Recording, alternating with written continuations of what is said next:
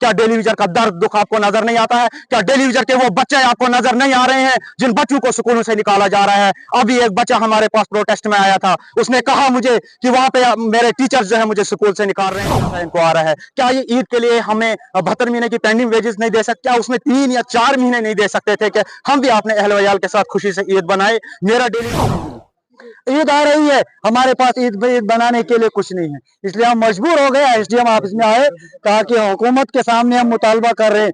और आज से नहीं, 2 साल से कंटिन्यू इंजीनियर ऑफिस दिल्ली के जम्मू के अंदर हमारी हड़ताल रेगुलर चल रही है। आज झांसी में इस वक्त हम एसडीएम ऑफिस के बाहर मौजूद हैं और आज यहाँ पर जमा होने का क्या कुछ कारण है वो पूरा जम्मू कश्मीर जानता है, क्योंकि असेंबली सेशन की अगर हम बात करें, असेंबली सेशन शुरू हो चुका है, असेंबली सेशन जो है वो खत्म होने की कगार पर है। लेकिन यहाँ पर आज जो प्रदर्शन किया गया है वो टेलीविजन द्वारा किया गया है। पीएचई एम्प्लॉयज जो है वो काफी मजबूर होने के बाद जो है यहाँ पर मौजूद है, क्योंकि असेंबली सेशन में उनकी कोई बात नहीं की गई, उनके बारे में या उनकी भलाई को लेकर, उनकी रेगुलाइजेशन को लेकर कोई बात नहीं की गई। या अगर आप उन्हें परमानेंट नहीं कर सकते, उनकी जो पेंडिंग वेजेस है उसको लेकर बातचीत नहीं की गई, यहाँ पर इनका ये कहना है। लेकिन आज जो प्रदर्शन रहा, उस प्रदर्शन के बाद क्या कुछ इन एम्प्लॉयज का कहना है, क्या इनकी डिमांड है, वो आपके सामने रखने जा रही हूँ। लेकिन बात करते हैं कि आज जो है वो पीएचई एम्प्लॉयज का यहाँ पर प्रदर्शन रहा।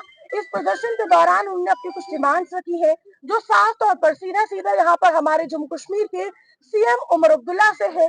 डिस्ट्रिक्ट डोडा की अगर हम बात करें, यहाँ के चुने गए विधायक यानी कि एमएलए महराज मलिक से है, और ये चाहते हैं कि जल्द से जल्द वो डिमांड्स पूरी की जाए, वरना ये तब तक काम छोड़ हड़ताल जो है वो अपनी जारी रखेंगे। लेकिन सबसे पहले हमारे साथ यहाँ पर कुछ लोग जो है वो जुड़े हुए हैं, पीएचई डिपार्टमेंट से ही है, इनसे सवाल करेंगे। सर, सबसे पहले तो आप अपनी पहचान बताएं, उसके बाद आज जो आपने यहाँ पर प्रोटेस्ट रखा है उसका सबसे बड़ा कारण क्या है, लोगों को अपने प्रोटेस्ट के बारे में आप बताएं।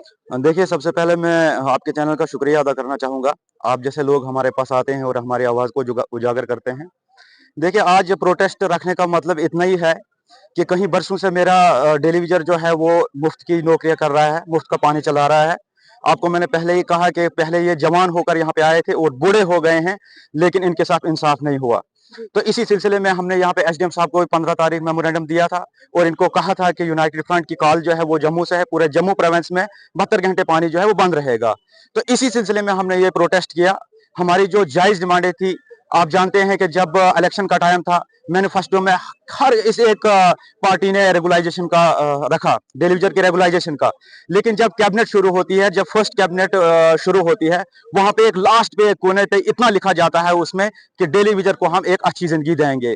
ना ही तो वहां पे कोई एसआरओ डिस्कस किया जाता है, ना ही तो कोई बेहतरी के लिए कुछ कहा जाता है। तो इसी को जब हमने कहा कि अब शोर उठा, हमने प्रोटेस्ट जम्मू में किए, तो फिर बाद में वहां पे एक कमेटी बनाई जाती है 6 महीने की। हालांकि जितनी भी पीछे हुकूमतें आई, सब ने, किसी ने 6 महीने लिए, किसी ने 10 महीने लिए, किसी ने 3 महीने लिए, लेकिन सिर्फ कमेटियां बना रहे हैं, कमेटियों के अलावा और कुछ नहीं।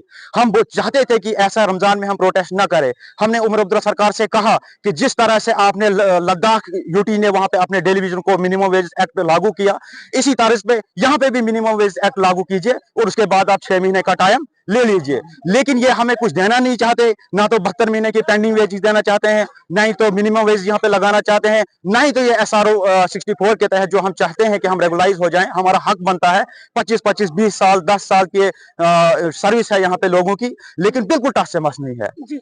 जैसे कि हमने देखा कि असेंबली सेशन से लौटने के बाद अगर हम डिप्टी सीएम की बात करें, सुरेंद्र चौधरी जी ने कहा कि उमर अब्दुल्ला साहब ने ये कहा है कि टेलीविजन के लिए काम किया जाएगा, पीएचई के जो वर्कर्स है उनके लिए काम किया जाएगा। जिस बीच उन्होंने ये भी कहा कि यानी कि देखिए, जैसा कहा जा रहा था कि बीजेपी जो है 10 साल रही, उन्होंने ऐसा नहीं किया, काम नहीं किया।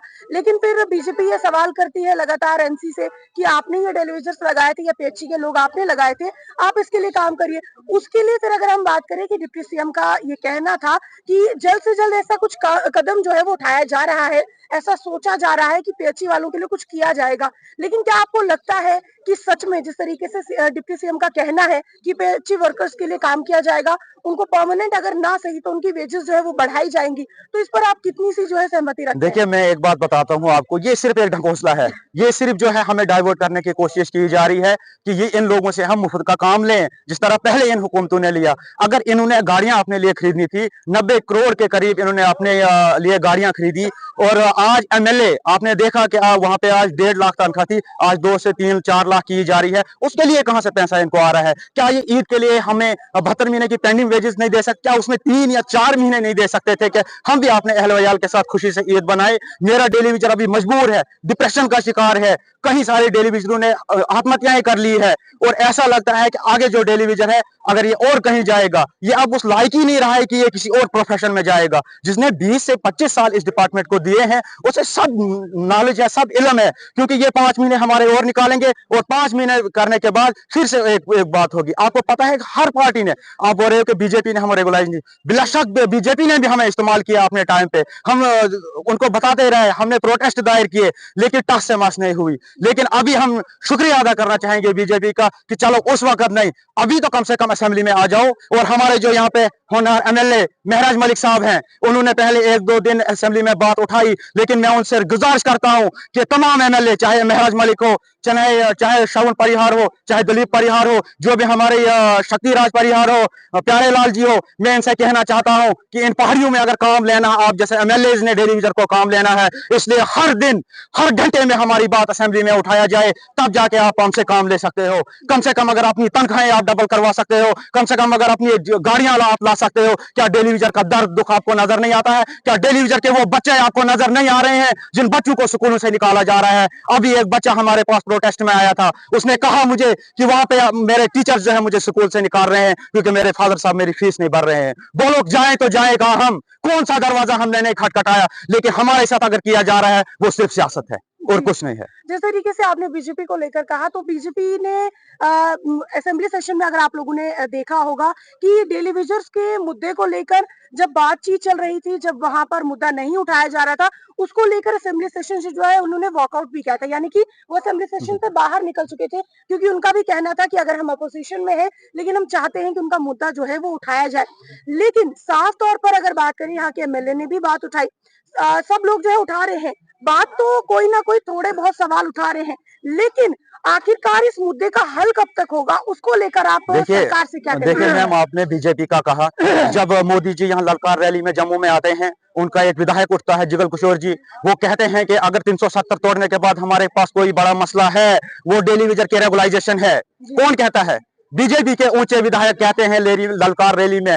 लेकिन आपने देखा 370 टूटा, लेकिन जब हमारा नंबर आया, हमें उन्होंने किसी ने कहा बैकडोर एंट्रीज है, किसी ने और कुछ कहा, किसी उनके पास मौका था, वो मोदी जी से स्पेशल पैकेज ले सकते थे सेंटर से, लेकिन वो नहीं गए लाने। जब उनका टाइम था उन्होंने बराबर शोषण किया हमारा, हमसे जबरदस्ती पानी चलवाया अपने टाइम में। लेकिन अब भी उनके पास मौका है। मैं तमाम पार्टीज को कहूंगा, हमारे साथ राजनीति करना बंद कीजिए, टेलीविजन के नाम पे राजनीति करना बंद कीजिए, इकट्ठे होकर अपने अपने इलाके के टेलीविजनों को देखे, उनके घर में चूल्हा नहीं जल रहा है, क्योंकि आपने असेंबली में सिर्फ हमारा नाम उठाना है, लेकिन हमने घर चलाने हैं।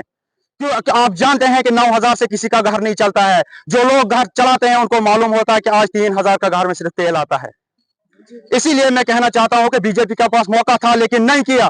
उसके पहले जो डबल इंजन सरकार जिसे कहा जाता था, महबूबा मुफ्ती और बीजेपी की सरकार थी, एक लूंगा लंगड़ा एसआरओ हमारे बीच लाया जाता है 520, जिसमें हमारा जो है बिल्कुल बेड़ा पार कर दिया था महबूबा मुफ्ती ने। और आज आप देख रहे हैं असेंबली सेक्शन से पहले वो सपोर्ट मांगती थी बाकी एमएलए से कि आप जो रेगुलाइजेशन के लिए हमें बता दो, समर्थन दे दीजिए, लेकिन किसी भी एमएलए ने बिल नहीं लाया। हर एमएलए चाहता है कि इनसे हम जबरन काम लें, इनसे हम जबरदस्ती डरा धमका के काम लें। इसीलिए मैं अपने चनाब वैली के जितने भी एमएलए हैं जिनका मैंने नाम लिया, मैं उनसे गुजारिश करता हूं कि अपने एरिया के टेलीविजन के घरों को देखिए, किस तरह उनका घर चल रहा है, किस तरह उनके बच्चों को स्कूलों से निकाला जा रहा है, किस तरह वो कर्जे के शिकार हो चुके हैं। तो इससे ज्यादा मैं क्या कहूँ, फिर आप जानते हैं, इस साथ मेरे साथी हैं, इनसे पूछ लीजिए। तो यहाँ पर हमारे साथ एक और व्यक्ति जो है वो जुड़े हुए हैं। आप हमें जो है बताइएगा कि आपकी जो डिमांड है, यानी कि देखिए प्रदर्शन आज जो है आपने किया, क्योंकि आपने आपका ये कहना है कि आप सरकार से जो है काफी परेशान है, क्योंकि और साथ में अगर पीएचई एम्प्लॉइज की बात करें 10 सालों से 20 सालों से लोग काम कर रहे हैं। अब आप सरकार से क्या कुछ डिमांड करते हैं और क्या कुछ आप उन्हें जो टाइम है वो दे रहे हैं? कब तक आपकी वो डिमांड जो है वो पूरी होनी चाहिए? तो मैडम, पहले मैं आपका शुक्रिया अदा करता हूँ कि आज तक मीडिया, चाहे प्रिंट मीडिया हो या इलेक्ट्रॉनिक मीडिया हो, हर वक्त मीडिया ने इन गरीब डेली वेजरों का साथ दिया, इनकी आवाज़ को बुलंद किया, ऐवान तक पहुँचाया। हाँ, आपने सवाल किया कि आप क्या चाहते हैं। हमारा हुकूमत से मुतालबा है कि 25-25 साल गुजर गए। हम चाहते हैं हुकूमत से कि हमें रेगुलाइजेशन पॉलिसी SRO 64 के तहत दी जाए। पहला हमारा मुतालबा यही है कि हमें रेगुलाइजेशन पॉलिसी दी जाए, जैसे कि यहाँ 7 साल के बाद दी जाती थी, लेकिन 7 साल तो वो तो दूर की बात, 1990 के बाद आज तक कोई परमानेंट हुआ ही नहीं है, किसी को रेगुलाइजेशन पॉलिसी दी ही नहीं। और दूसरा मुद्दा है हमारा जो पेंडिंग वेजेस है, हमारी 72 महीने की जो पेंडिंग सैलरी है वो रिलीज की जाए। और तीसरा मुद्दा हमारा है कि अगर जब तक हमें रेगुलाइजेशन पॉलिसी हमारी फ्रेम की जाएगी, तब तक हमें minimum wage as per Ladakh या एज पर दिल्ली दे दीजिए, ताकि हम भी अपना वक्त सही से गुजारेंगे, हमारे बच्चे भी सही से वक्त गुजारेंगे। 9,000 से क्या बनता है? अगर आपकी मैडम 9,000 तनख्वाह होगी तो बताओ आप क्या करेंगे 9,000 में? बिल्कुल, आज तो महंगाई है आज के टाइम महंगाई के दौर में यहाँ से हमने असेंबली में जो बंदे भेजे वो 3 लाख की तनख्वाह मांग रहे हैं हुकूमत से, लेकिन हम 9,000 से कह रहे हैं कि हमें मिनिमम वेज एक्ट दे दो। लाख की हमें जरूरत नहीं है, मिनिमम वेज एक्ट और रेगुलाइजेशन पॉलिसी दे दीजिए।